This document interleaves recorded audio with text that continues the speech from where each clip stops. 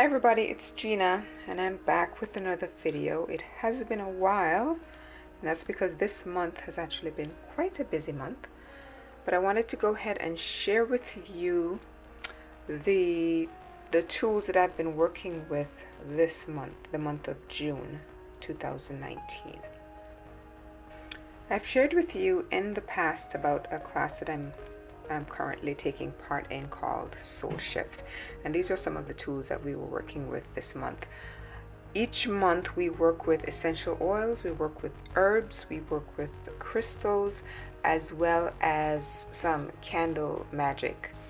And I want to share the tools with you right now that we use this particular month, during the month of June. The herbs that we worked with were eleuthero root, also known as Siberian ginseng. We also worked with buchu leaf, with wormwood, as well as one called uva ursi. And I'm going to give you a little description about what each of those herbs do as well. So this is eleuthero, otherwise known as Siberian ginseng. I'm going to go ahead and open it up so that you can see right here what the root looks like. And eleuthero, or Siberian ginseng, which is what it's also known as, this is great for energy as well as healing. I usually put this in with a tea blend that I make, and it actually tastes pretty good. It's what I consider to be one of the adaptogenic herbs in traditional Chinese medicine. So that's eleuthero root. Let's put that to the side. Let's talk about uva ursi. Uva ursi, let me show you what that looks like here. And this is, well, we worked with it this month for protection, for cleansing. It's great for heightening your psychic abilities, which is predominantly what we used it for this month. So this is called uva ursi. The other herb that we worked with was wormwood. You're probably hearing my granddaughter behind. Well, she's not in the room, but you probably will be able to hear her. This is wormwood, and this is also for healing, for developing an enhanced dream state. And that one is wormwood. Now, wormwood is also used used medicinally for parasites. So that's another way that it can be used. And the last one that we worked with, the herb that we worked with, is called buchu leaf, and this is another one that's great for psychic development as well as for divination. So those are the 4 herbs that we worked with this month. So let me go on to show you the essential oils that we worked with. Each month we also work with essential oils to create a perfume. So I'll share those with you now. So the 3 oils that we worked with this month were coriander. We also worked with carnation, helichrysum, and the nickname for helichrysum is immortelle. And then the carrier oil that we worked with this month is borage seed. Borage seed.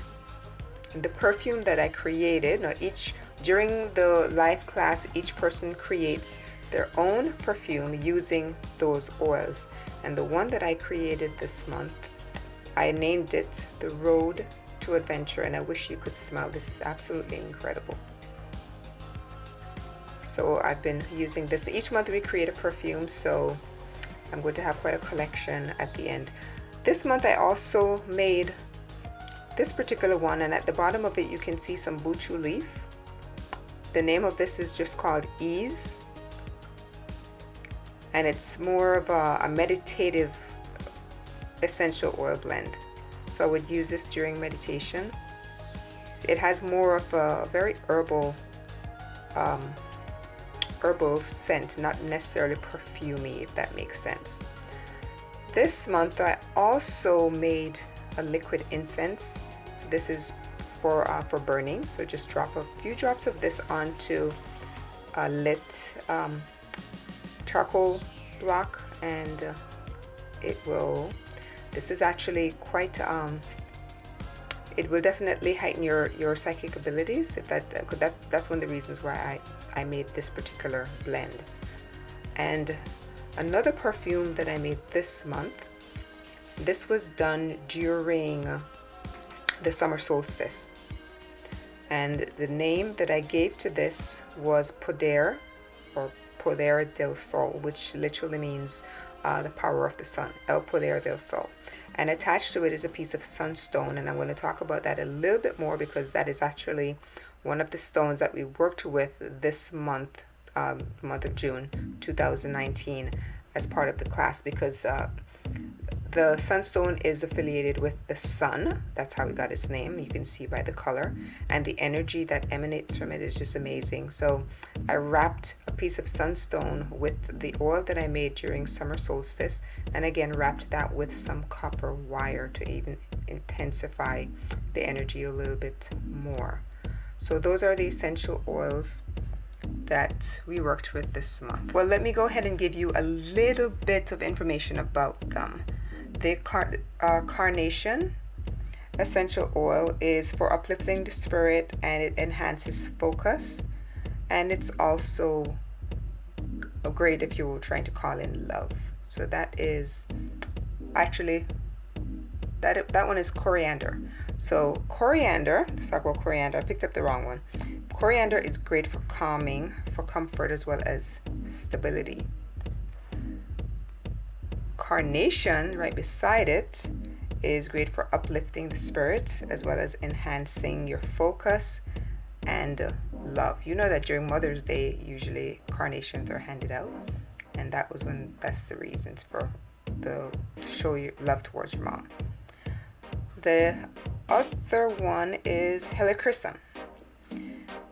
Helichrysum is an essential oil of beauty, of creativity, for emotional healing, as well as acceptance. And this is an oil that I also use in the oil blend that I use on my skin, because it is extremely good for your skin.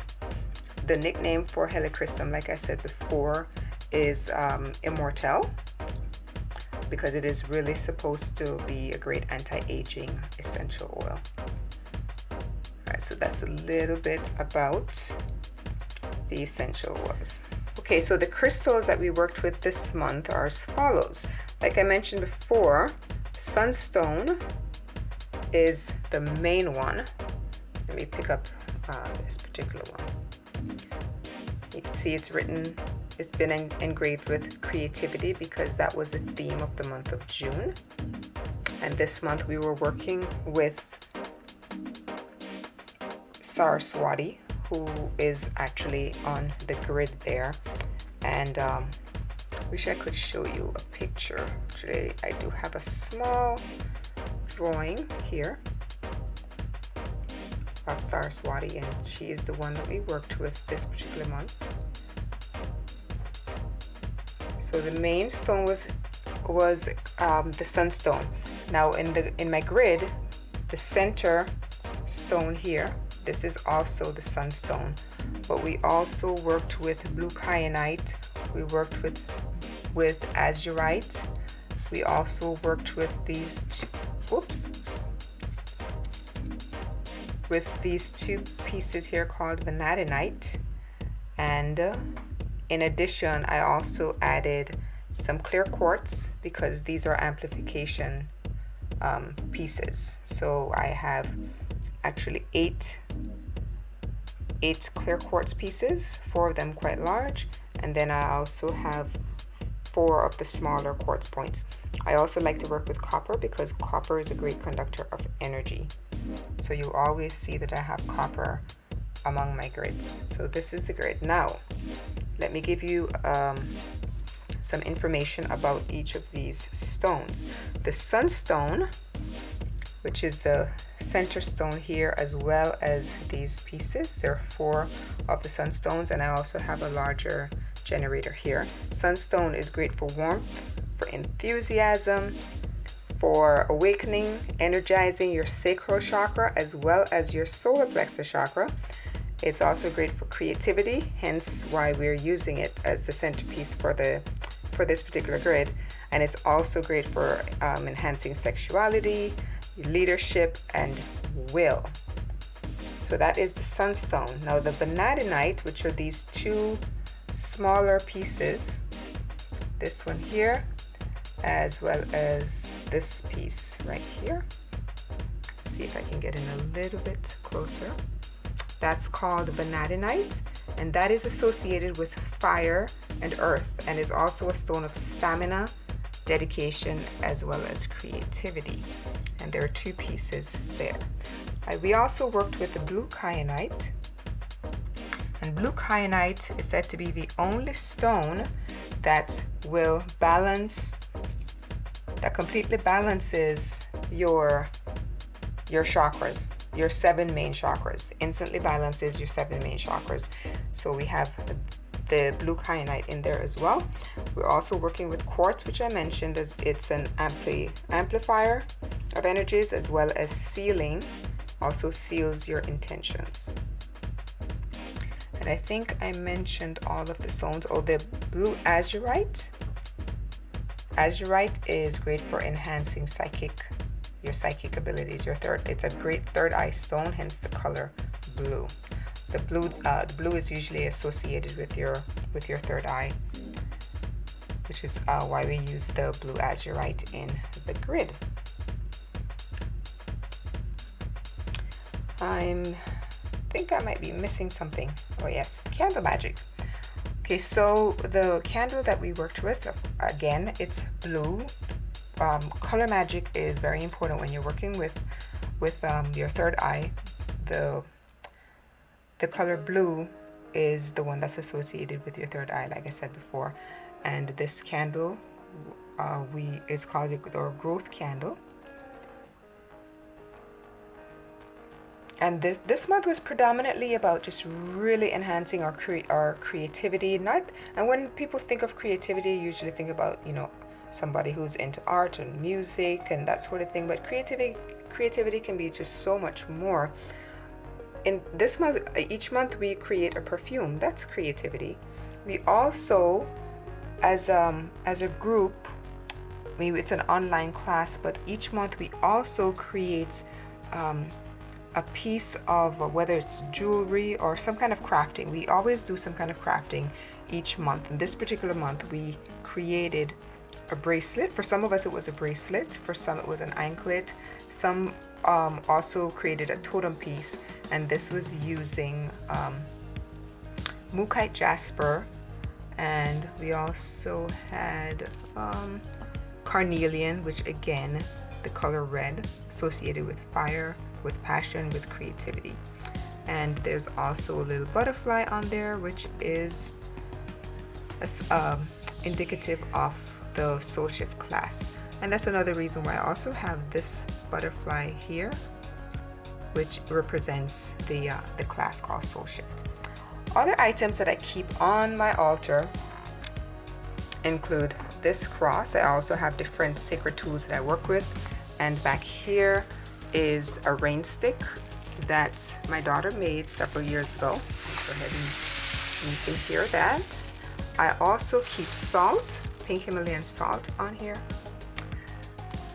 This particular candle is kept, I always keep that up here as well. And this month I put my pendulum here. I also, each month we also receive in our particular, what we call Mesa, or the kit for the class, we also receive a necklace. Gosh, there's a certain term for it. I can never remember the term, but it also has, you can see the like a beehive design on there, and this is also made of sunstone, so that is kept on here. I also have some prayer beads that I made about 15 years ago, and I keep that on here as well. And this is a palm stone made of lapis lazuli or lapis lazuli, depending on how you pronounce it, and it's got the design Saraswati.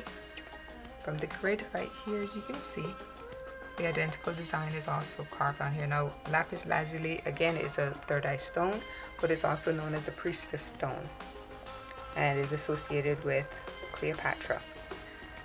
Now, this month we also received as a gift this perfume bottle that you're looking at. So the perfume that we made this month could have gone in there, but what I'm going to do is at the end of the year, I'm going to be taking a little of each of the perfumes that I made this month and throughout the year, and I'm going to be creating one powerful perfume that will go into this amazing perfume bottle.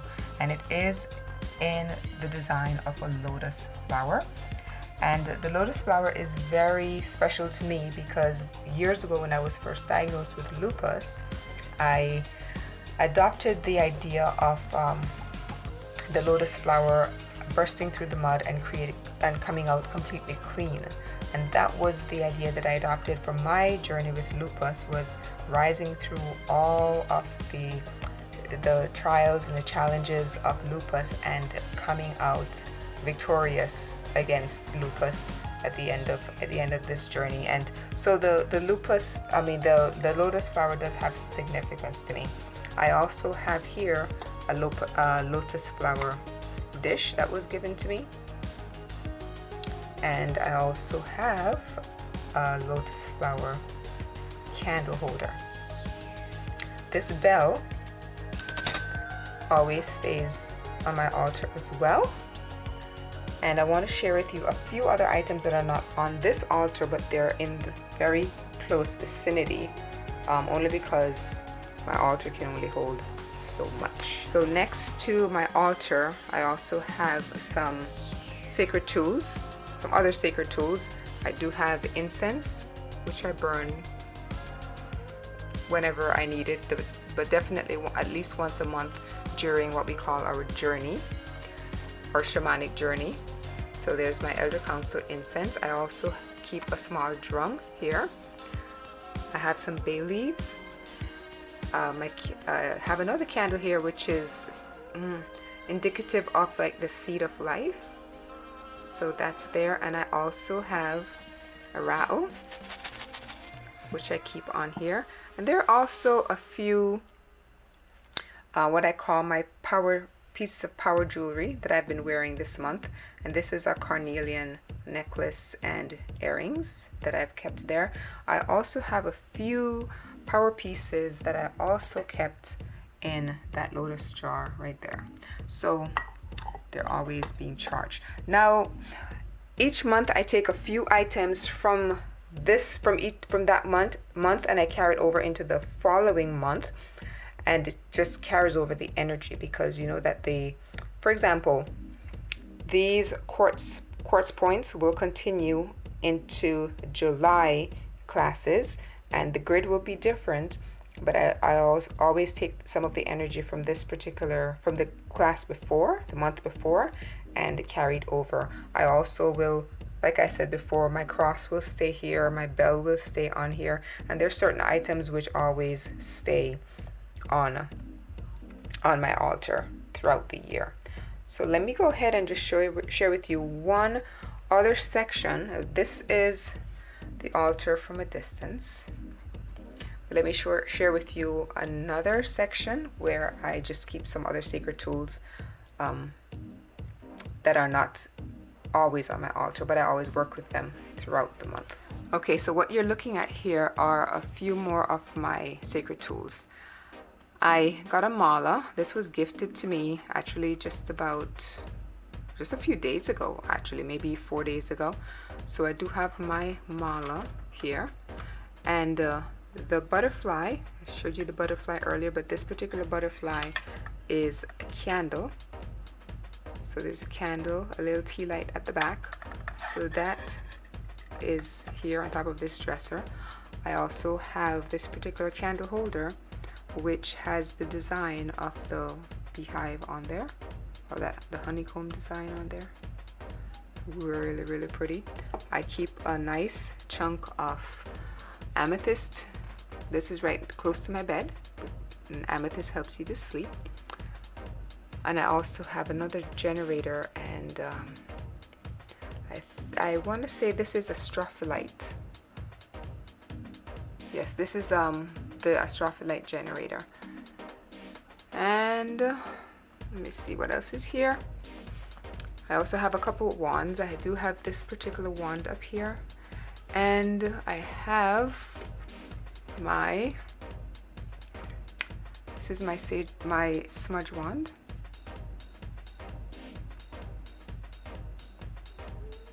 And that one is kept here as well, close to my altar, because that is a tool that gets used all the time. And again, there's also, let me see if I can turn it without, there's also the design of the bees, or the colors of the bee on that pinwheel. So I hope you enjoyed this sharing of my June altar, June 2019 altar.